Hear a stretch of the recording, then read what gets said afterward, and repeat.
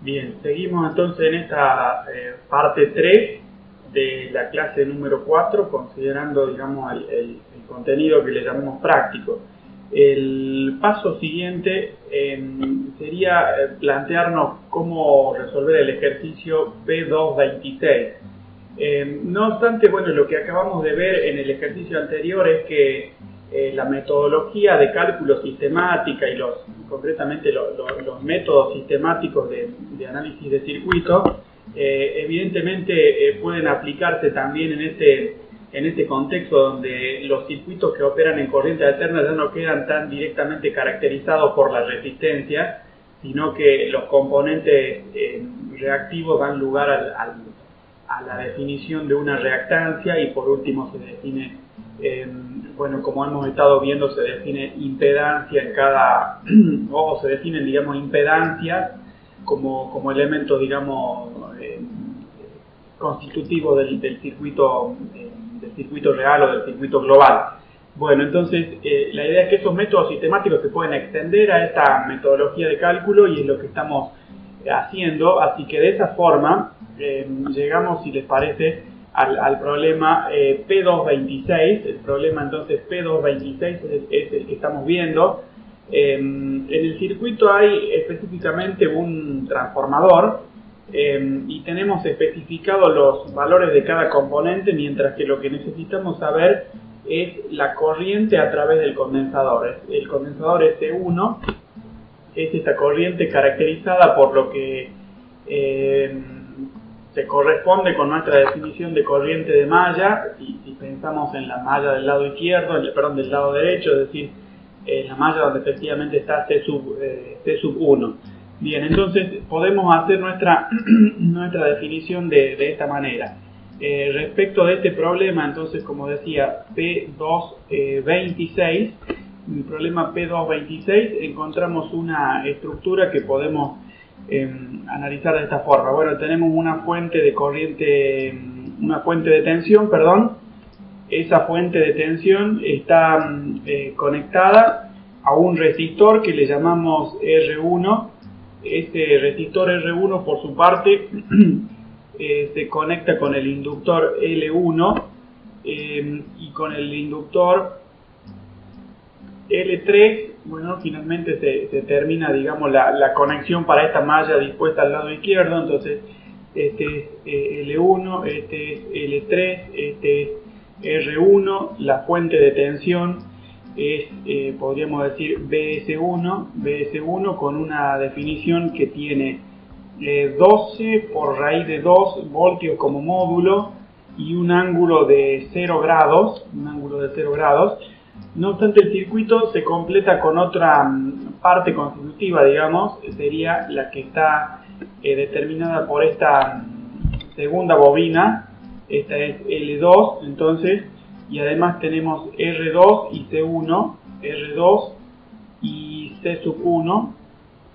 Bueno, C sub 1 entonces es el condensador que está referenciado en la consigna. Entonces, este es C sub 1, esta es R2. Las dos bobinas no es que existen, digamos, aisladamente, sino que ocurre lo contrario, y es que estén acopladas. Entonces hay un acoplamiento, digamos, magnético que está caracterizado por la inductancia mutua. Entonces, así como conocemos la variable, digamos, de inductancia mutua, necesitamos para definir este problema la definición de los puntos. Así que vemos entonces que hay una corriente I sub 1 en la malla izquierda, una corriente I sub 2 en la malla derecha. Luego, respecto de R1, podemos decir que tiene 22 ohmios, algo que no habíamos referenciado antes. R2, por su parte, tiene 18 ohmios, lo aclaramos también. C1 tiene 1500 microfaradios.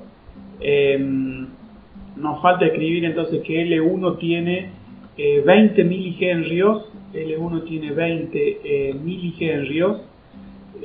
mientras que L2 tiene 15 milihenrios, entonces L2 tiene 15 milihenrios, y así por su parte resulta que L3 tiene 3 milihenrios, entonces en L3 nos queda escribir el valor de la fuente, ya está. Bueno, entonces lo único que nos queda indicar es que en realidad la inductancia mutua no la conocemos, sino que conocemos el coeficiente de acoplamiento K, que es 2,887 unidades, mientras que nosotros tenemos, escrita esta información en la consigna, pero es un resultado, digamos, propio de la física, en relación con que este circuito, esta variable se define se define por medio del cociente de la inductancia mutua M y la raíz cuadrada de L1 por L2. Fíjense que para este caso, entonces, podemos chequear las unidades, ¿no es cierto? Arriba hay henrio y abajo henrio al cuadrado dentro de una raíz cuadrada, por lo tanto, evidentemente la unidad es adimensional. En este contexto, la consigna indica que necesitamos calcular o queremos calcular cuánto vale la corriente a través del condensador. Entonces, esa es precisamente nuestra incógnita. Vamos a hacer un desarrollo, respecto de esta definición del problema, donde podemos ver lo siguiente. Fíjense que tenemos, evidentemente la posibilidad de aplicar el método de las corrientes de malla, y así podemos decir que las ecuaciones importantes son las leyes de Kirchhoff de las tensiones para cada una de las dos mallas. Entonces, respecto de la malla 1, lo que podemos decir es que cabe esta inscripción, respecto de la malla 1, podemos decir, BS1 es la suma de las fuentes, y las sumas de las caídas de tensión se desarrolla de esta manera. Tendríamos I1 por R1 más J omega por L1 más J omega por L3. Bien, entonces se supone que conocíamos el valor de omega. Bueno, en la consigna decía que omega tenía este valor 2pi por 60 radianes sobre segundo. Bueno, entonces la frecuencia de 50 Hz es la que se utiliza en muchos países para la distribución de energía eléctrica en las redes públicas. No obstante, muchos países usan la frecuencia de 60 Hz, por eso está citada en este ejemplo también. Bien, entonces estas son las caídas de tensión que podríamos ver como consecuencia de que la corriente, diríamos que la corriente I1 atraviesa cada uno de los elementos que pertenecen a la primera malla. No obstante, lo que sabemos es que en L1 se desarrolla una cierta diferencia de potencial como consecuencia de que está acoplada la bobina L2. Eso es equivalente a decir que la corriente I2, que en realidad circula en otra malla, está acoplada a la malla 1 por medio de un efecto magnético. O sea que la malla 2 está magnéticamente acoplada a la malla 1 para este circuito. Bueno, nosotros de una forma o de otra hemos revisado circuitos, por ejemplo, bajo esta topología, alguna conexión, por ejemplo, así, un par de resistores, y entonces, no sé, acá podríamos poner algún elemento más. Entonces, en este caso vemos que la malla, supongamos 2, si decimos que es la que está del lado derecho, está acoplada a la malla 1, que podríamos decir la del lado izquierdo, porque en realidad están compartiendo una rama. Entonces las dos mallas están acopladas porque comparten una rama, y eso hace que la corriente, supongamos I2, aparezca en la ecuación para la malla 1, es decir, la malla del lado izquierdo.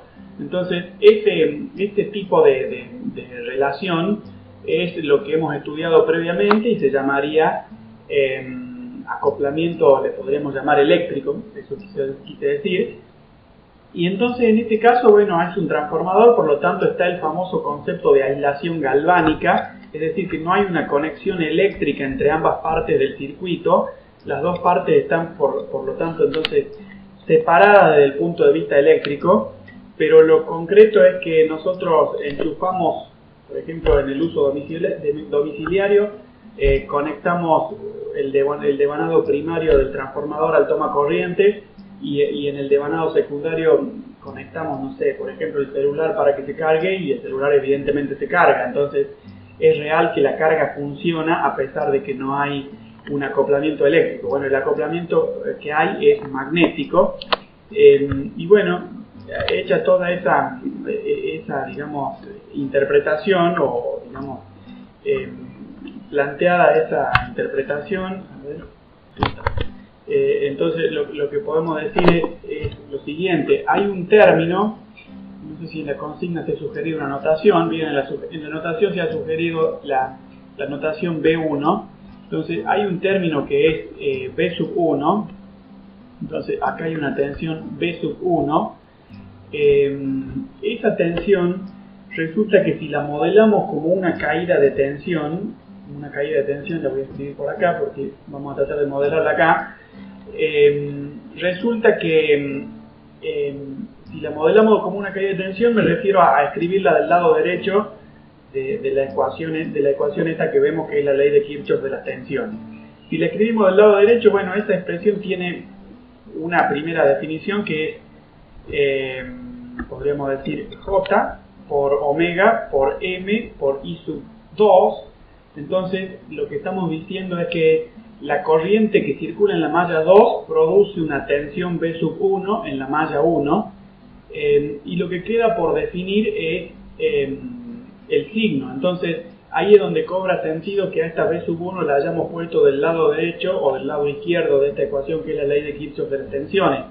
Nuestra convención, la forma de trabajar, digamos, propuesta, que no es la única, si siguen alguna bibliografía y la pueden manejar a otra definición, bienvenido sea. No obstante, la definición que nosotros seguimos es poner estas caídas de tensión a la derecha, y luego de decir eso, lo que vemos es que si suponemos que la corriente que producía el efecto era I sub 2 y vemos que esa corriente es saliente por un terminal con punto,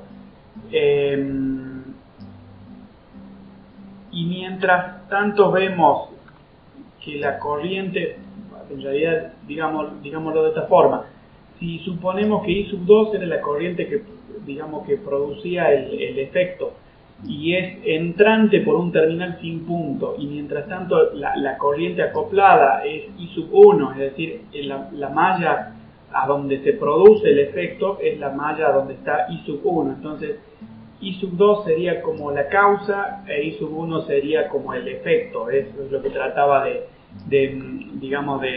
proponer. Bueno, entonces la corriente que es la causa entra por un terminal sin punto, la corriente que es el efecto sale por un terminal sin punto, y de acuerdo a la regla de los puntos que hemos enunciado en su momento, podemos justificar que a este término le corresponde un signo negativo. Bueno, entonces esa es nuestra expresión. Fíjense que podríamos decir como regla práctica que digamos esta es una expresión, digamos, que la voy a escribir a modo de referencia, a modo de regla mnemotécnica, por lo tanto, digamos, es probable que no lo tomen como una definición rigurosa, digamos, pero si bien se cumple siempre, podemos, digamos, bueno, tomarlo solo como una referencia. Entonces M, digamos, resulta multiplicada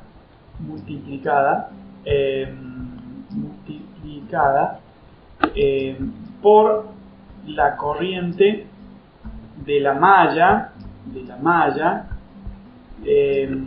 digamos, que causó,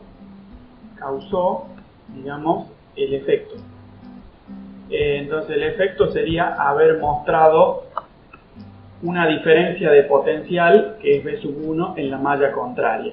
Bueno, esa diferencia de potencial en realidad nosotros la hemos separado en una parte que le poníamos un índice L y otra, perdón, un superíndice L y una parte que le poníamos un superíndice M, así que en realidad podríamos ser más precisos en esta anotación diciendo que esto es B sub 1 supra M, B sub 1 supra M, mientras que B sub 1 supra L es I sub 1 por J omega L1, ¿está bien? Entonces, bueno, digamos, la diferencia de potencial que uno mide, digamos, con un voltímetro sobre el inductor L1 tiene dos componentes. Una es la propia caída de tensión a consecuencia de que la corriente I sub 1 atraviesa esa bobina L1.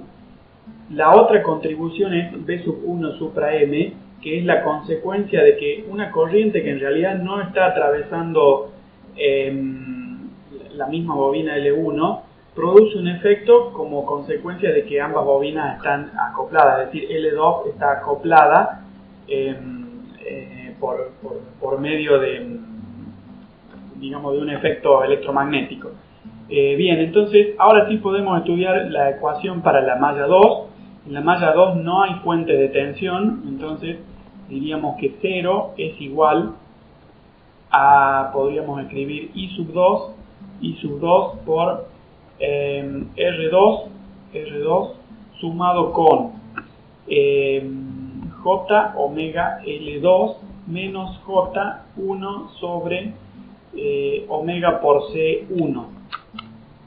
Bien, entonces esta expresión modela el comportamiento de la segunda malla en el caso de que L2 no hubiera estado acoplada a la malla 1, pero L2 no existe de forma aislada como un simple, como se dice, un simple bobinado que está puesto en el circuito, sino que L2 en realidad es parte de un transformador. Eso físicamente significa que L2 no es un inductor aislado, sino que está puesto físicamente cerca de un segundo bobinado, y de hecho ambos están en el mismo entrehierro, digamos, para que el acoplamiento sea más eficiente o lo más eficiente posible. Bueno, entonces L2 no está existiendo, digamos, de manera aislada, sino que está acoplada a la bobina L1. Por lo tanto, lo que vamos a ver en esta ecuación es que así como existe B sub 1, existe B sub 2, esta B sub 2, digamos, podemos modelarla también, entonces sería B sub 2 supra M. Ahora sí podemos adelantar respecto de que esa caída de tensión que se debe al acoplamiento mutuo, lo que podemos decir es que depende de J omega y depende de M. Luego podemos ver cuál es la corriente que produce la diferencia de potencial B sub 2. Bueno, la corriente es para este caso I sub 1. Entonces acá empezamos a ver cómo la malla 1 está acoplada con la malla 2 y bueno, consecuentemente la malla 2 está acoplada con la malla 1. Bueno, y entonces ahora podríamos decir que I sub 1 es la corriente que produjo el efecto, es decir, la causa. Entonces I sub 1 entra por un terminal con punto y el efecto es que circula I sub 2 porque existe B sub 2 y entonces esa I sub 2, digo, la hemos supuesto en sentido horario, por lo tanto está saliendo por un terminal con punto y entonces una vez más verificamos que el signo que corresponde es el signo menos. Bien, una regla práctica es que si en una de las ecuaciones, por ejemplo la primera, tomamos como, justificamos que el signo era, como en este caso, negativo, bueno, en la otra malla vamos a llegar a la misma definición. O sea, en ambos casos vamos a encontrar el mismo signo, eso es lo que trato de decir. Bien, entonces, ¿qué otro detalle respecto de estas ecuaciones? Bueno, evidentemente no hay acoplamiento eléctrico, solamente hay acoplamiento magnético. Bien, y entonces a partir de esto podríamos pasar a decir cómo se calcula I sub 2.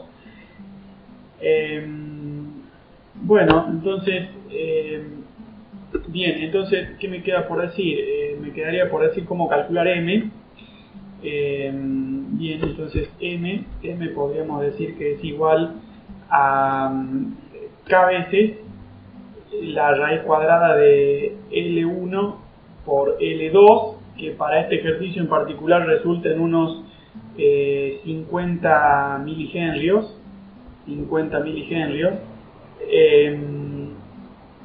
Bueno, y por último, si no me equivoco, bueno, de esta expresión, que es un sistema de ecuaciones, podemos hacer, digamos, nuestra composición de la representación matricial y luego podríamos usar la regla de Cramer. Así que digamos, la operatoria es conocida a este punto.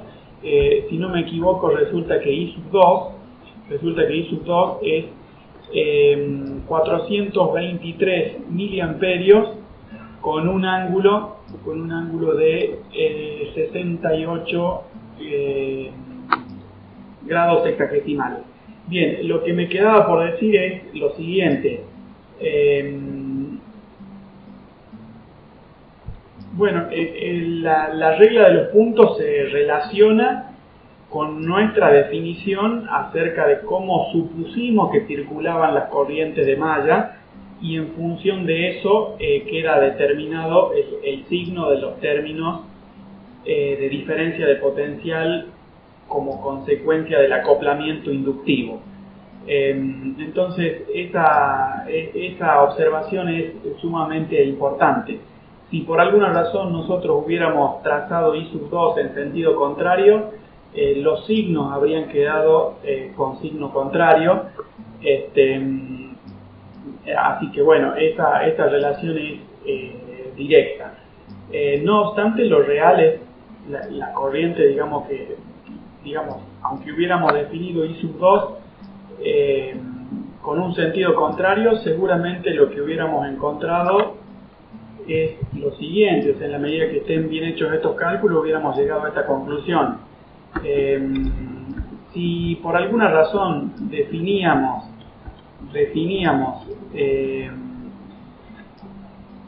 I sub 2 en sentido contrario, es decir, en sentido antihorario, lo que hubiéramos encontrado es una representación numérica como esta: I sub 2 igual a 423 miliamperios con un ángulo de 68 más 180 serían 248 grados sexagesimales.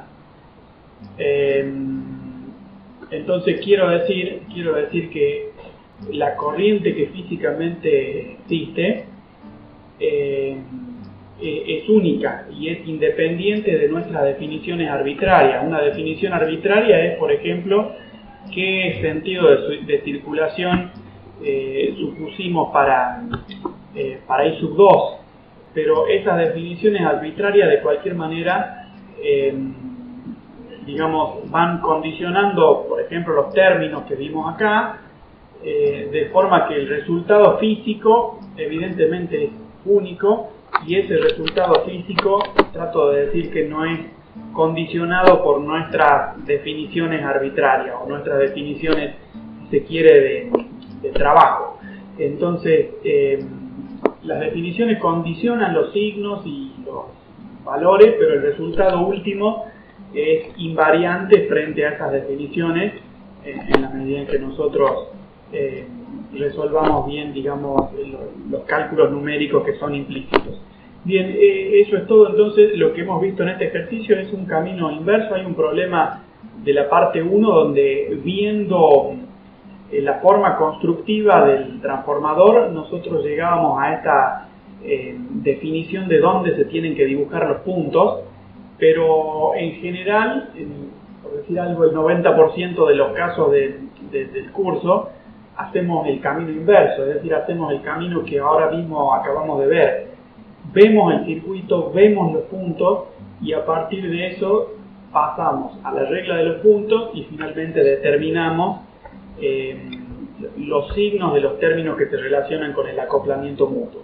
Bien, entonces este es un caso, digamos, importante donde hemos estudiado el transformador, pero hay un caso, digamos, sumamente curioso desde el punto de vista de las ecuaciones y de las propiedades físicas que se manifiestan. Entonces es el que vamos a revisar ahora por medio del problema 2.27. Entonces vamos a ir a la guía de ejercicios donde tenemos el problema 2.27 establecido. Bueno, digamos que desde el punto de vista gráfico la definición es todavía más sencilla que lo que acabamos de ver. No obstante, las propiedades, digamos, físicas que se manifiestan tienen algunos detalles que me interesa, bueno, resaltar en este momento. Así es que pensamos ahora en el problema 2.27.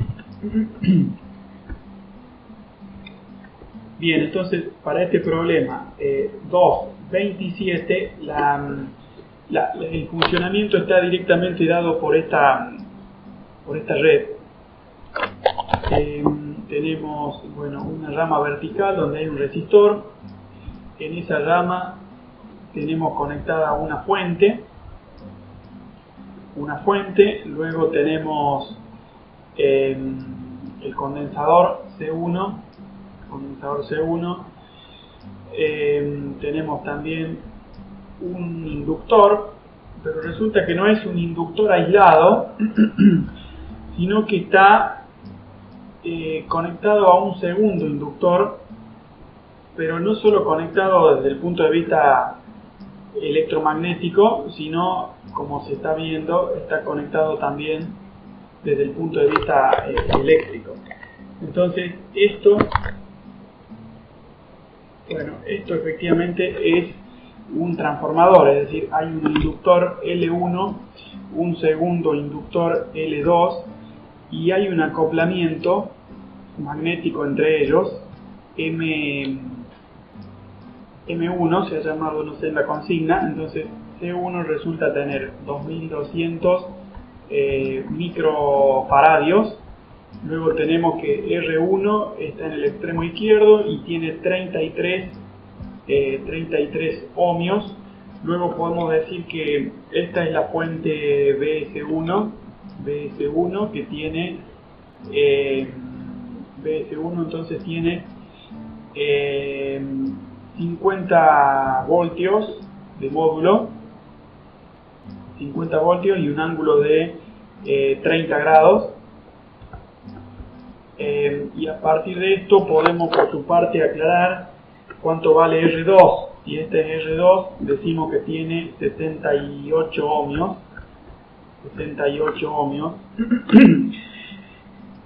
Para L1 aclaremos que tiene 30 milihenrios.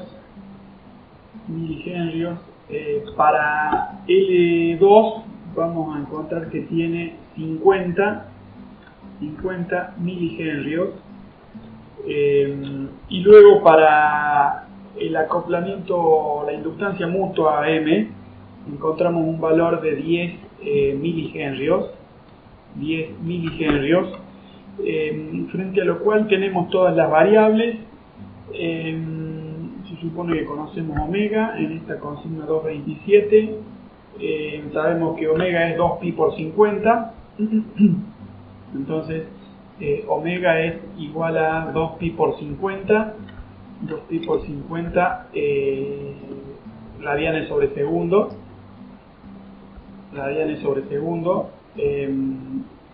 así que queremos plantear la siguiente consigna. La consigna es determinar la corriente a través del condensador. Bueno, excepto que el condensador ahora está dispuesto en la malla del lado izquierdo. Bien, entonces vamos a usar las definiciones, digamos, del método de la corriente de malla.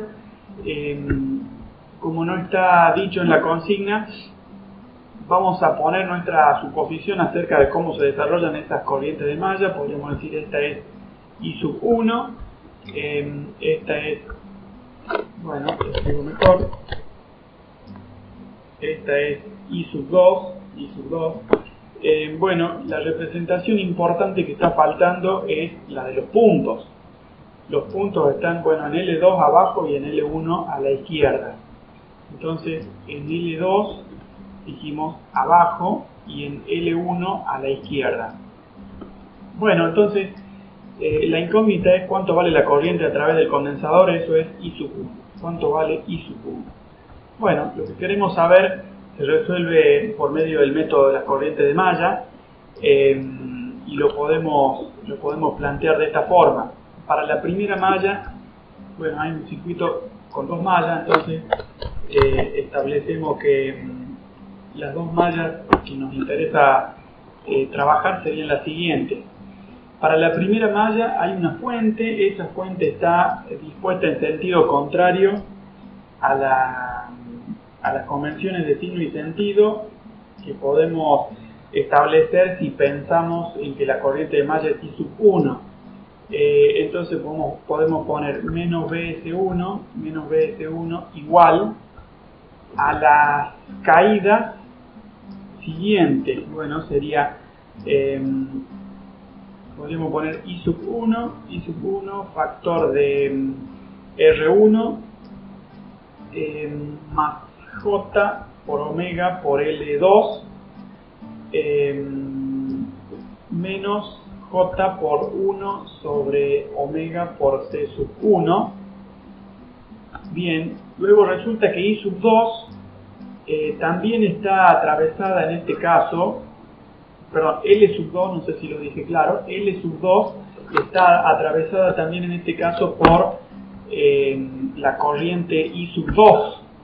Entonces falta un término que sería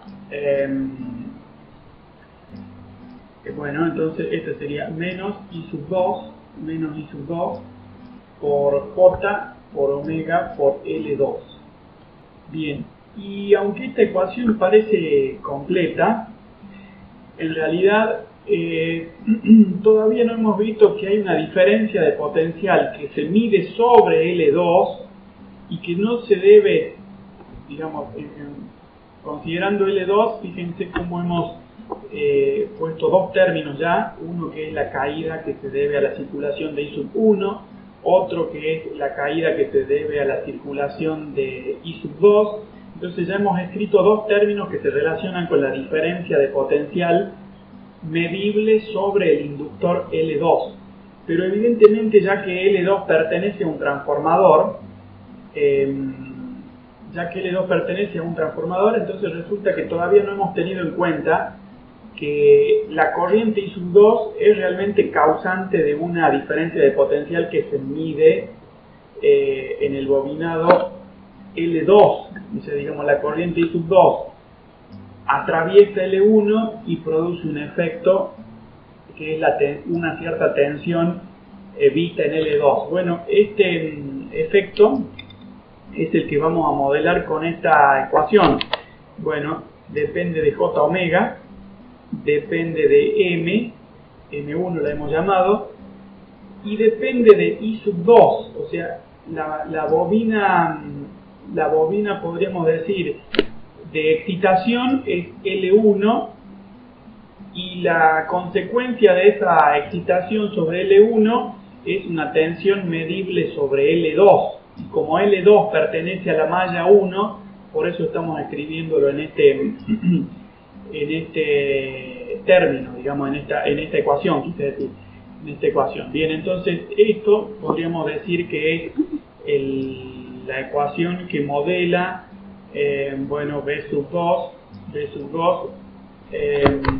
¿cómo escribimos esto? Bueno,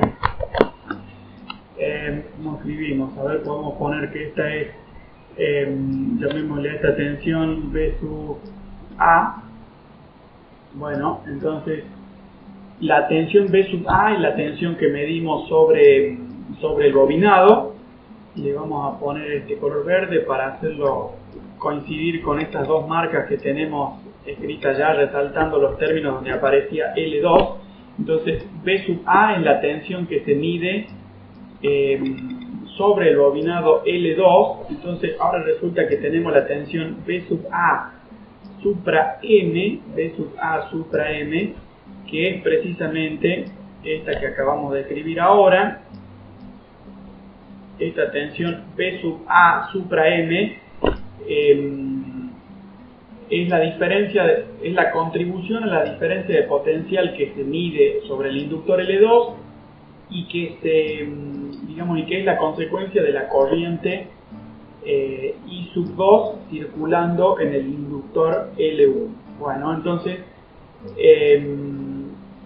viendo la regla de los signos, si I sub 2 era la causa cuando circulaba por L1, en L1 esa corriente era entrante por un terminal con punto, y la consecuencia era que en la malla 1 se producía B sub A supra M y se producía, bueno, finalmente I sub 1, y a esa I sub 1 la supusimos también circulando en sentido horario, es decir que I sub 2 era la causa y entraba en la bobina L1 por un terminal con punto, mientras que, entonces como lo dije, I sub 2 la pensamos como la causa que entra en la bobina L1 por el terminal con punto, y es entonces vista I sub 1, una corriente que sería la corriente aplicada, acoplada quise decir, y que es saliente por un terminal con punto. Entonces la corriente en la entrada está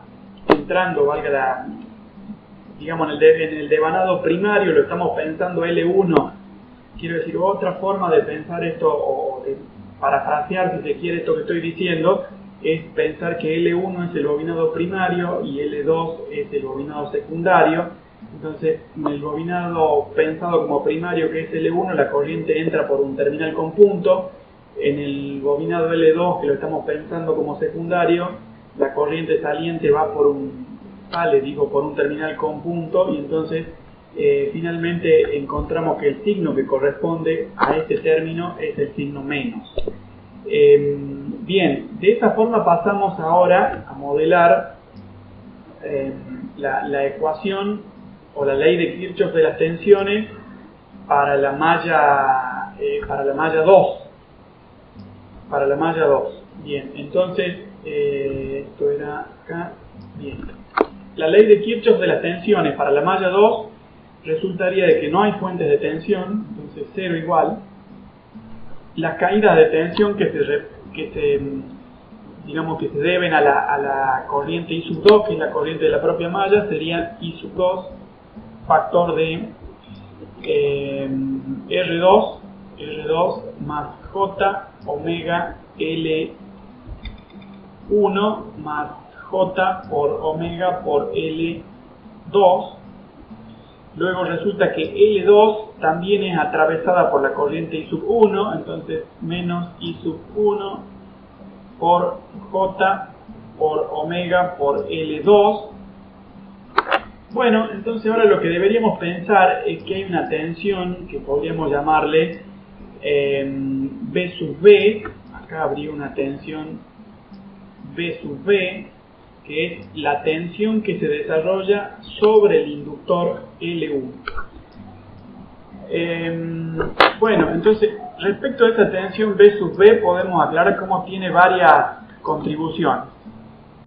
Vamos a modelar acá B sub B supra M,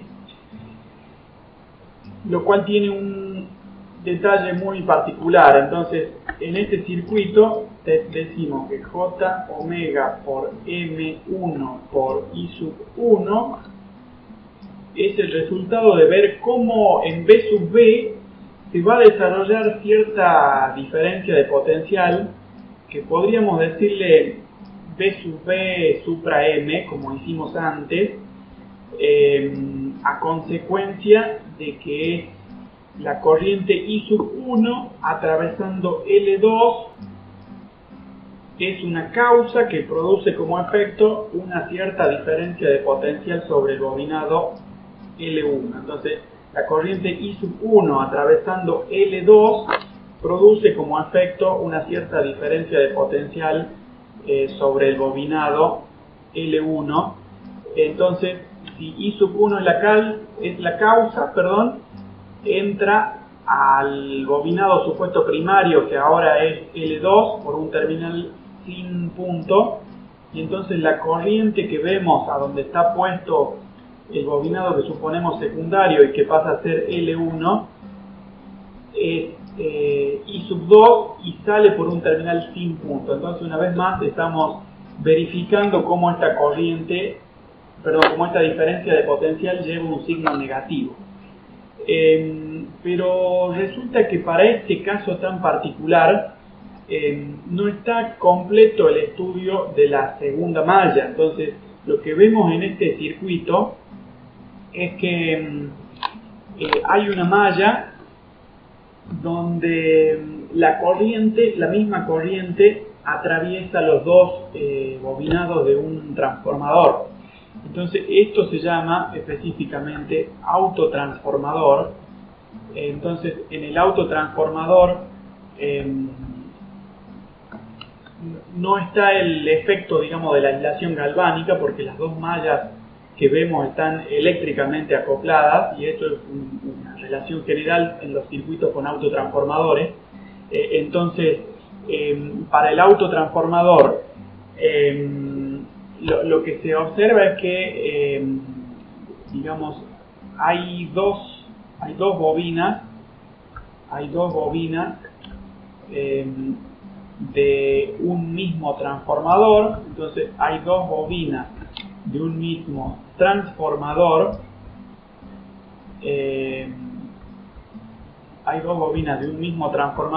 puestas en la misma malla. Entonces en la misma malla están las dos bobinas de un cierto autotransformador. Entonces eso es lo que efectivamente se encuentra en este caso del problema 227. En la malla 2 están las dos bobinas del mismo transformador. Dicho de otra forma, la misma corriente de malla atraviesa las dos bobinas del transformador. Entonces esa es también otra regla, digamos, mnemotécnica de referirnos a esto. La misma corriente de malla atraviesa las dos bobinas del transformador. Entonces lo que podríamos pensar es que I sub 2, lo que podríamos hacer es pensar arbitrariamente que L1 es la bobina primaria y L2 es la bobina secundaria. Entonces, cuando, lo repito, L1 es la bobina primaria y L2 es la bobina secundaria, lo definimos arbitrariamente de esa manera. Entonces, cuando I sub 2 atraviesa la bobina L1, produce una tensión sobre el bobinado L2. Entonces eso significa que tenemos que escribir un término adicional en esta ecuación. Bueno, una vez más la corremos un poco para escribir lo que falta.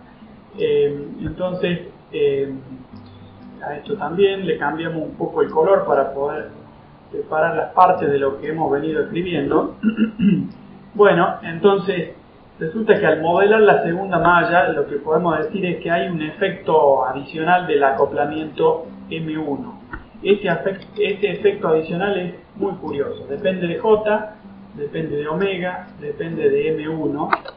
Y lo que estamos diciendo es que cuando circula I sub 2, entonces escribo I sub 2, cuando circula I sub 2 a través del inductor L1, se produce una diferencia de potencial en L2. Entonces lo curioso es que al analizar ahora la regla de los signos para decir qué signo corresponde en este último término que hemos escrito en color naranja, al analizar la regla de los signos, I sub 2 la vamos a pensar respecto de los signos tanto para L1 como para L2. Entonces, si L1 es la bobina primaria, la corriente de entrada entraba por un terminal con punto.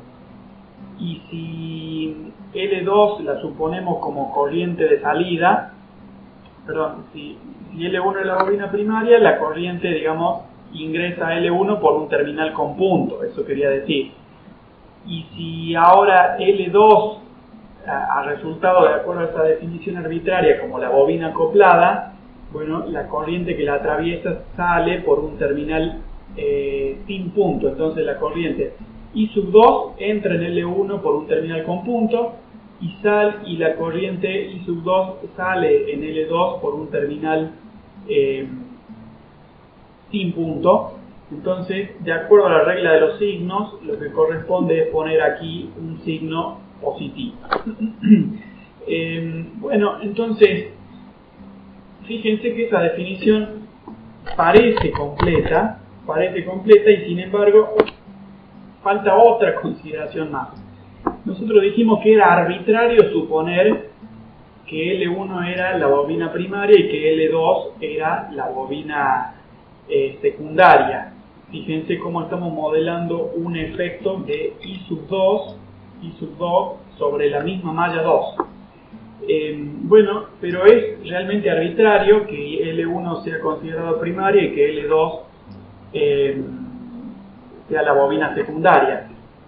Eso es arbitrario, pero no es incorrecto, sino incompleto, porque lo que nos falta es pensar que en realidad ese efecto es completamente válido como interpretación desde el punto de vista físico, pero nos falta pensar que ocurrió lo mismo en sentido contrario, es decir, I sub 2 atravesó L2 y produjo una tensión sobre los terminales del bobinado L1. Entonces, lo que resulta finalmente es que hay que poner un factor 2,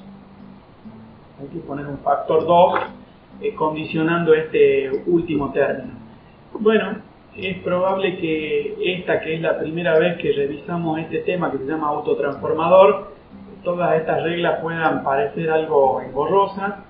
Con un poco de práctica confío en que nos vamos a familiarizar bastante bien con estas relaciones. Entonces, el efecto es que la corriente I sub 2 atraviesa L1 y produce una tensión sobre L2, pero asimismo es también real que atraviesa L2 y produce una tensión sobre L1.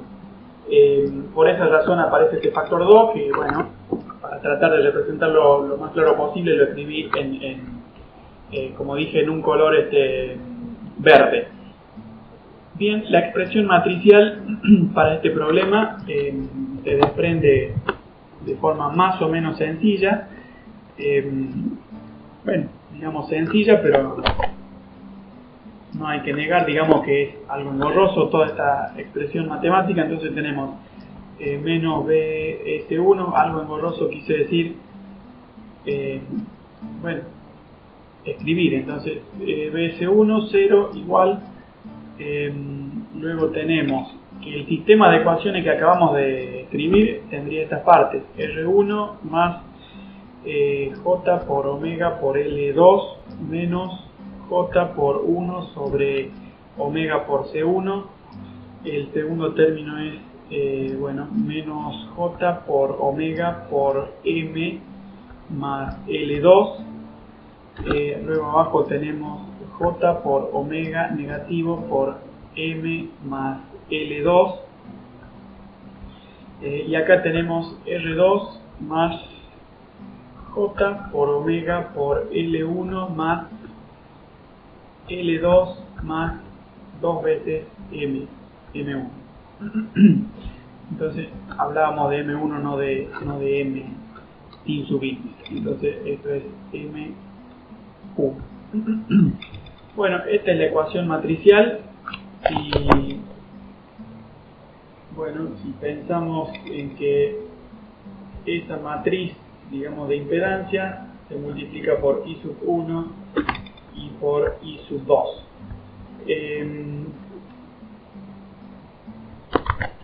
Bueno, entonces así. Bueno, con estos resultados podemos a su vez, digamos, manejar los números complejos que están implícitos, y en función de esto podríamos determinar, por ejemplo, cuánto vale I sub 1, que sería calculada por medio del determinante sustituto 1 sobre el determinante de esta matriz, digamos, de impedancia que acabamos de definir. Bien, entonces esto sería todo respecto de la clase número 4. Entonces, continuamos en otra sesión.